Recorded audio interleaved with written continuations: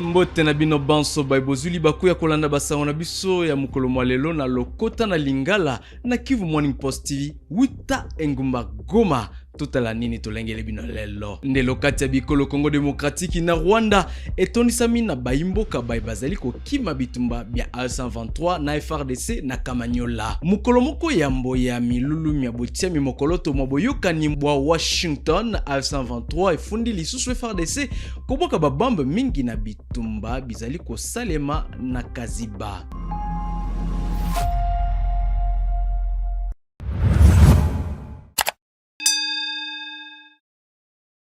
Mbote lisusu na bino banso na otikoloba yango ndelo kati ya bikolo RDC na Rwanda etonisami na baimboka bazali kokima bitumba bya A123 FRDC na Kamanyola tolanda bolai bwasango na Jospe Hangi.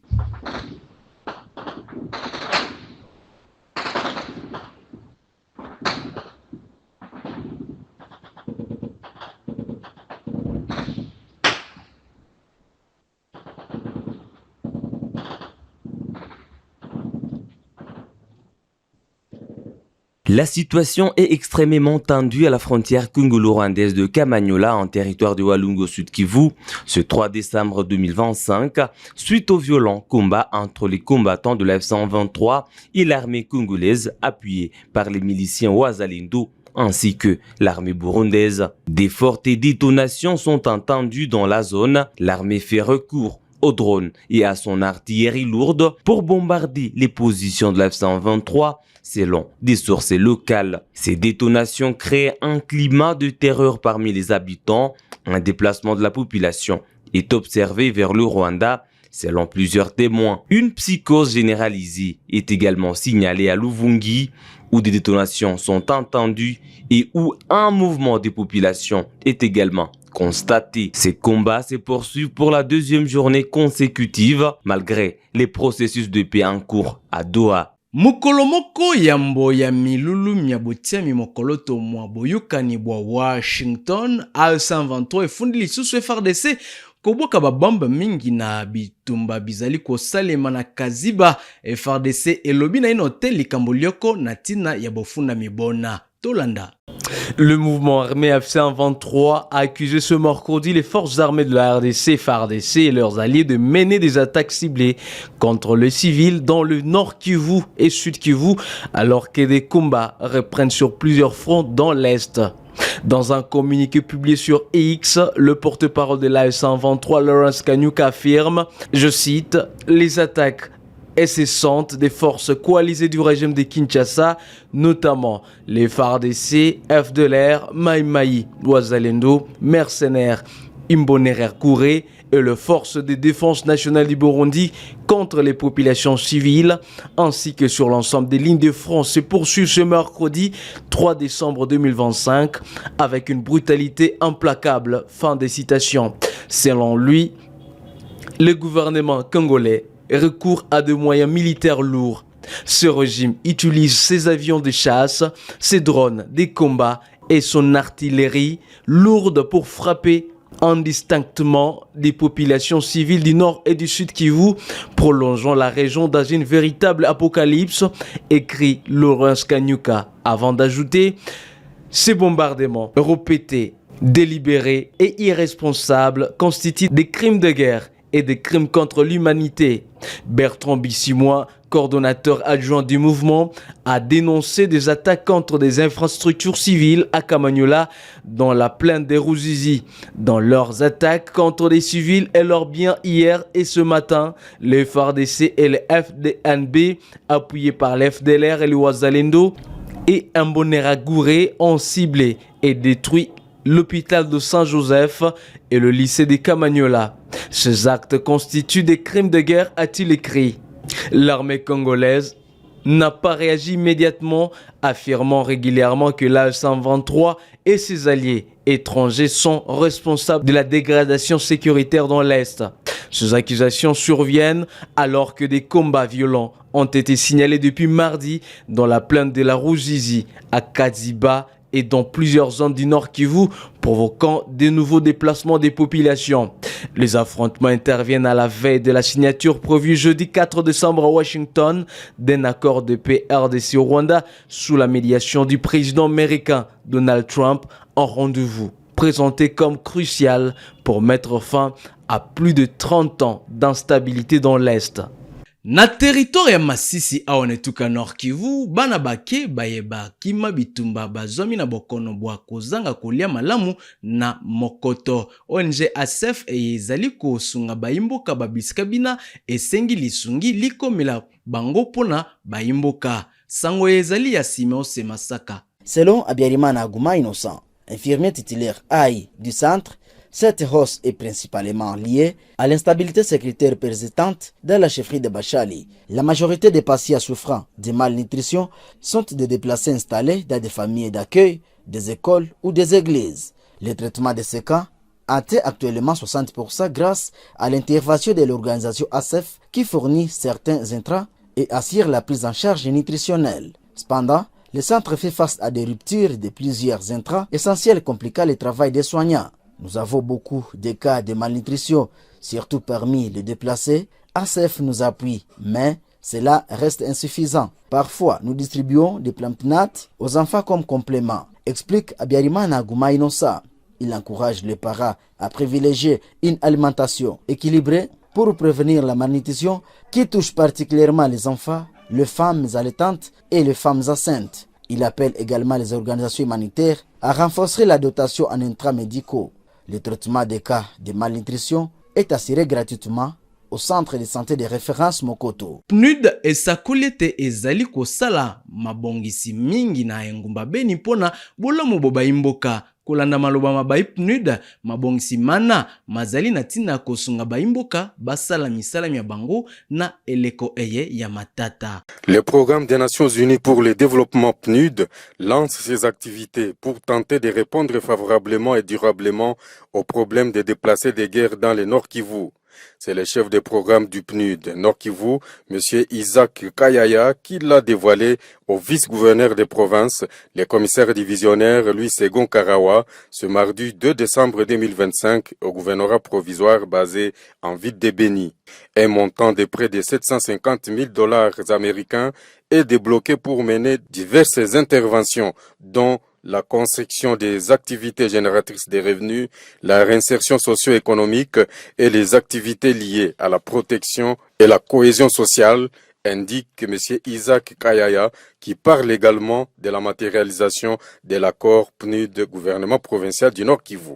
C'était dans la suite des consultations que le PNUD et les autorités provinciales du Nord Kivu avaient tenues au mois de septembre dernier sur notamment la thématique des mouvements de population Nord Kivu et voir comment est-ce qu'on pourrait apporter des solutions durables à ces mouvements de population.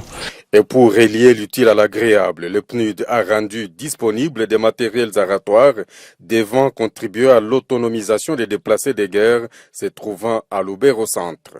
Il s'agit entre autres des brouettes, des houes, des bêches, des râteaux, des arrosoirs, des bottes et bien d'autres matériels.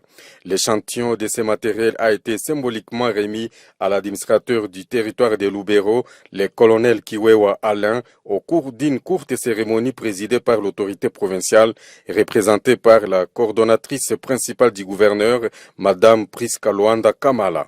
L'administrateur du territoire de Lubero se réjouit de l'acte posé par le PNUD. Le colonel Kiwewa Alain précise que les déplacés bénéficiaires de ces outils devront les utiliser dans le champ de 4 hectares que son administration a mis à leur disposition. Je tiens à vous remercier également et vous féliciter également pour avoir une oreille vraiment très attentive. J'ai fait une note comme plaidoyer, afin que vous puissiez voir de quelle manière vous pouviez soutenir d'une manière durable et stable pour la stabilité également et pour la résilience de ces personnels déplacés. Et voilà que vous avez accepté promptement et positivement. Et voilà, aujourd'hui, nous profitons de ces matériels. Signalons que les déplacés dont il est question sont originaires des Sud Lubero et du territoire des Rutshuru. Natuka Ituri General Major Bruno Mandevu akitaki na mahagi na tina komanyola mosala mwa baibo kengi obisika binampe kolengela misala FRDC kosala kuna elongo na bakonzi basusu lokola baipulusu FRDC kotia manzaka penza na misala meyango na mahagi port. La délégation du commandant secteur opérationnel Ituri a été accueillie à Mahagi Port en début d'après-midi du lundi 1er décembre courant. Après une importante réunion de sécurité élargie aux leaders communautaires ici à Mahagi Port, le général-major Bruno Mandevu et sa cohorte se sont rendus également à la frontière Kolokoto qui sépare la RDC à l'Ouganda. Ici à la frontière lacustre congolo-ougandaise, des instructions fermes ont été données au commandant de la 332e base de force navale, le colonel Ekofo. Objectif, protéger les pêcheurs congolais en conformité avec la loi et leur matériel consécutivement aux menaces internes et externes auxquelles l'Est de la République démocratique du Congo fait actuellement face.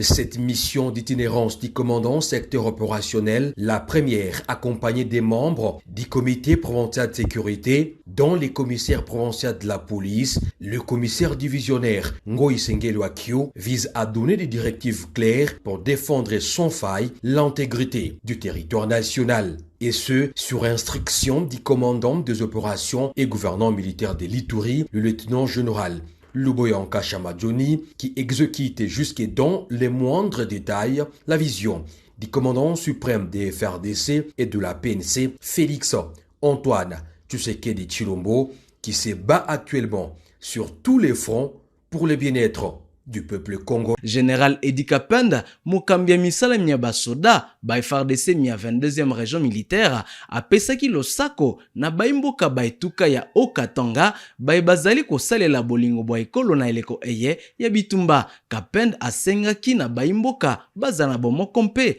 batia loboko na musala ya bokengi. Et de rassurer nos populations que l'armée de la République, c'est l'armée du peuple. Que désormais, les soldats, plutôt que de créer la peur parmi la population, ils doivent plutôt créer l'assurance, protéger la population et donner confiance.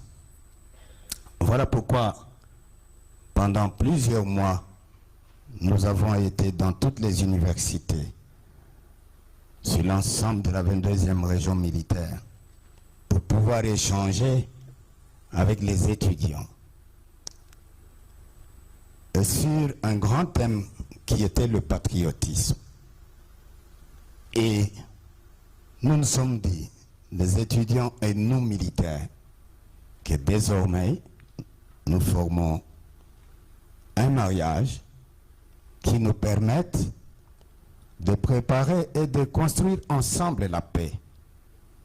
Et nous avons démontré que la paix ne s'obtient pas toujours, et surtout pas particulièrement par les armes. C'est plutôt par la participation de toute la population, en s'appuyant sur son armée, que nous pouvons construire la paix et la sécurité. Pour tout le monde, civil et militaire, nous nous étions engagés à dire non à la guerre, à dire non à la participation aux troubles, à l'importation de l'insécurité dans notre milieu. Nous nous sommes engagés à dire non à la complicité et nous nous sommes engagés à dire non à la rébellion. Le moment est là que les conclusions sont données. Il est l'occasion pour nous, en tant que commandant de cette région militaire, de vous remercier, de vous féliciter, parce qu'effectivement, vous avez démontré que vous refusez la guerre, vous refusez la trahison et vous refusez d'importer les troubles dans l'espace qui constitue la 22e région militaire. Nous devons continuer à barrer la route à toute personne de mauvaise volonté qui voudrait provoquer et perpétrer la mort parmi nous.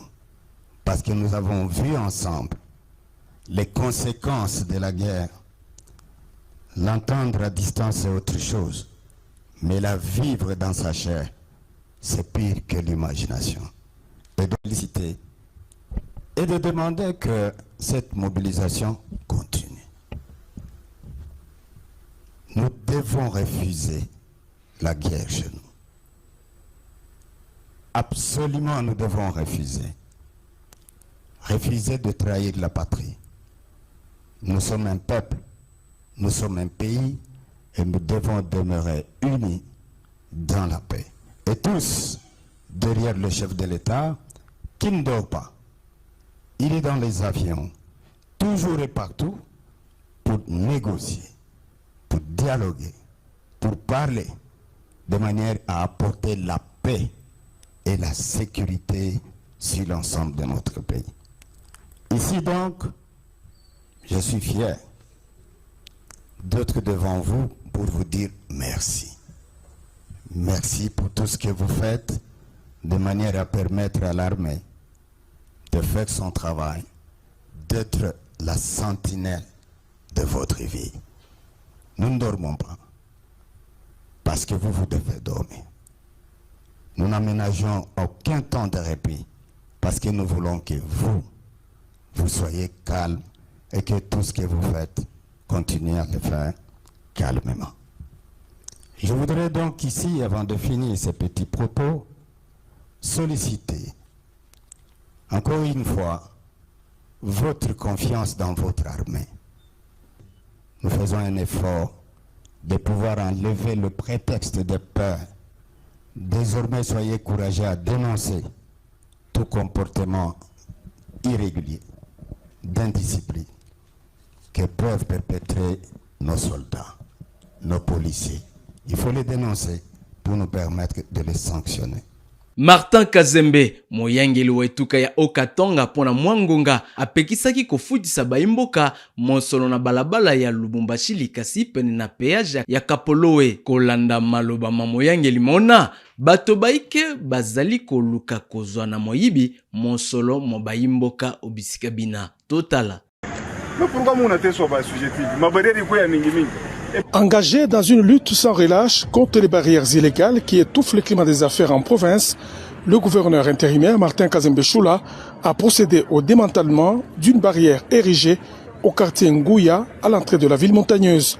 C'était dans la soirée de ce dimanche 30 novembre 2025 alors qu'il revenait de la mission d'itinérance dans les territoires des Cambouves.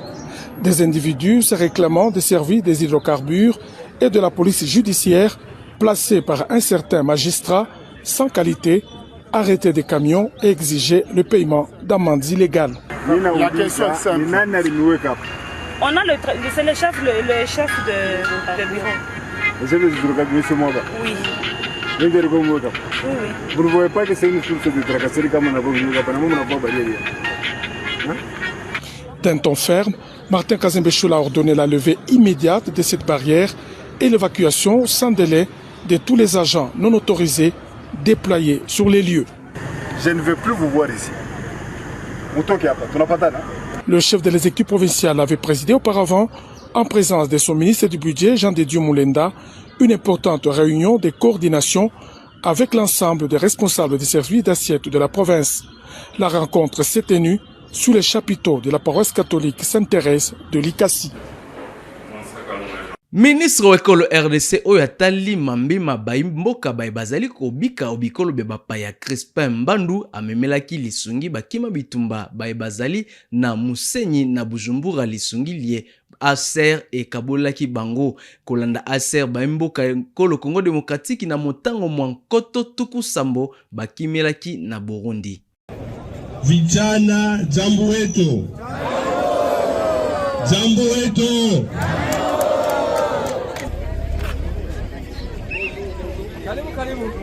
Crispin Mbadou Panzu au camp des réfugiés de Mousseni à Giharo, dans la province de Rutana, à près de 400 km de Bujumbura au Burundi. Dans ces sites s'entassent des Congolais ayant fui la guerre d'agression, principalement à Goma et Bukavu. Pour leur apporter de l'assistance humanitaire, les ministres délégués chargés des Congolais de l'étranger a parcouru plus de 5 heures de route. Un véritable parcours du combattant, les chemins menant au camp est difficilement praticable. En homme de terrain, il a tout bravé.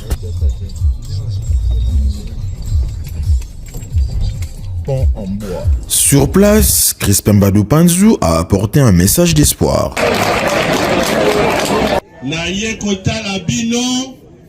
Na memeli bino d'abord message ya réconfort na ya espoir pour na koyebisa bino que Congo ekotika la mboka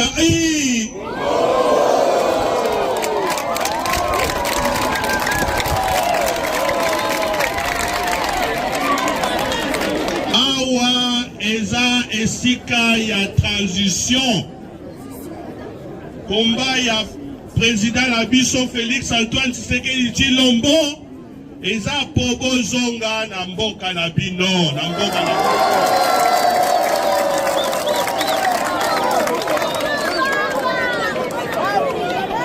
président de la République alalaka te gouvernement na bino ezolala te tozoluka moyen na ndenge nyonso pour la guerre oyo esila.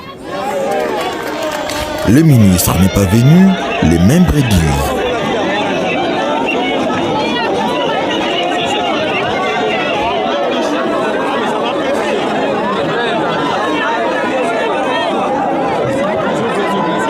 Le gouvernement ya Burundi a sengaki na ba partenaire, ba pays partenaire, ba meka kosunga ye, ba meka ko soutenir ye pour la prise en charge na bino. Yango gouvernement ya bino azongisaki positivement. Après cette remise symbolique, c'est le HCR, le Haut Commissariat des Nations Unies pour les réfugiés, qui se chargera de distribuer cette aide du gouvernement congolais. Les représentants des réfugiés est catégorique. Monsieur le ministre, chers partenaires, nous ne demandons pas charité, mais l'occasion de reconstruire nos vies. Crispin Badou Panzou était accompagné des députés et sénateurs du Nord et Sud Kivu. Mais que faisait-il dans cette délégation? Claude Missaré, élu d'Ouvira, répond. Nous sommes là aussi pour nous rassurer que la petite assistance que le gouvernement amène à nos compatriotes arrive réellement aux bénéficiaires. Je crois que nous allons suivre à travers nos points focaux qui sont dans ces cas pour nous rassurer que cette assistance que le gouvernement donne à nos compatriotes a bien servi nos frères et sœurs réfugiés qui sont au cas de Rutana. Selon les chiffres du HCR, parmi ces réfugiés, il y a près de 9000 enfants qui devraient aller à l'école. Malheureusement, il n'y a aucune infrastructure scolaire. C'est pourquoi le ministre Crispin Badou Panzou a demandé à l'ambassadeur de la RDC au Burundi d'accorder les autorisations nécessaires pour l'ouverture d'écoles consulaires sur ces sites. Bitondi mingi, merci beaucoup. Jambo, jambo, jambo, jambo.